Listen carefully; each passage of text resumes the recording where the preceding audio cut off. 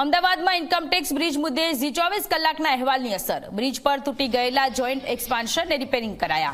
નિરીક્ષણ બાદ જોઈન્ટના બોલ્ટ ખુલી ગયા હોવાનું સામે આવ્યું. ખામી એક્સપાન્સ પૂરતી જ હોવાની એએમસીએ સ્પષ્ટતા કરી.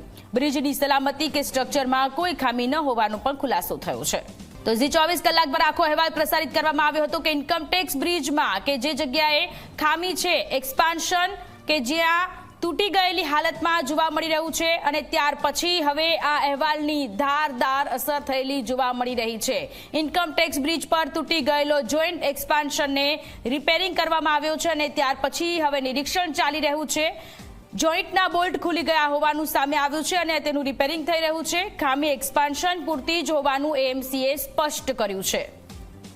અમદાવાદના સુભાષ બ્રિજનો વિવાદ હજી શમ્યો નથી. ત્યાં જ શહેરના આશ્રમ રોડ પર આવેલા ઇન્કમટેક્સ ફ્લાયઓવરને લઈને વિવાદ સામે આવ્યો છે, જેમાં જે પ્રમાણે દ્રશ્યો જોવા મળ્યા હતા કે ફ્લાયઓવરની મધ્યમાં આવેલા જે બોલ્ટ છે તે આખા લૂઝ થઈ ગયા હતા અને ખુલી ગયા હતા. તે અહેવાલ ઝી 24 કલાકે દર્શાવ્યો. તે બાદ તંત્ર દોડતું થયું છે અને આપ જોઈ શકો છો હાલમાં જે ફ્લાયઓવર બનાવનારી મેઇન કંપની જે કોન્ટ્રાક્ટર રણજીત બિલ્ડકોન કે જેની જવાબદારીમાં જ આ બ્રિજના રખરખાવની જવાબદારી આવે છે, તેના કર્મચારીઓ દ્વારા હાલ તાત્કાલિક રિપેરિંગ હાથ ધરાયું છે અને આ મામલે અમદાવાદ મ્યુનિસિપલ કોર્પોરેશને સ્પષ્ટતા કરી છે કે બ્રિજના સ્ટ્રક્ચરમાં કે અન્ય તેના ભાગમાં કોઈ ખામી નથી, પરંતુ ફિંગર ટાઈપ એક્સપાન્શન જોઈન્ટના ફક્ત બોલ્ટ લૂઝ થઈ ગયા હતા, જેના કારણે આ જે પ્લેટ છે તે હલતી જોવાતી હતી. એટલે ફક્ત આ એક જ ભાગ છે કે જે ઢીલો થઈ ગયો હતો, તેને ફરીથી ટાઈટ કરવાની જે કામગીરી છે તે તંત્ર દ્વારા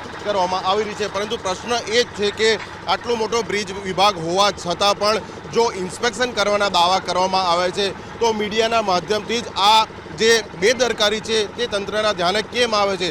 જો કર્મચારીઓ સંબંધિત કંપની નિયમિત ઇન્સ્પેક્શન સુપરવિઝન કરતી હોય તો આવી બેદરકારી જોવા ન મળે.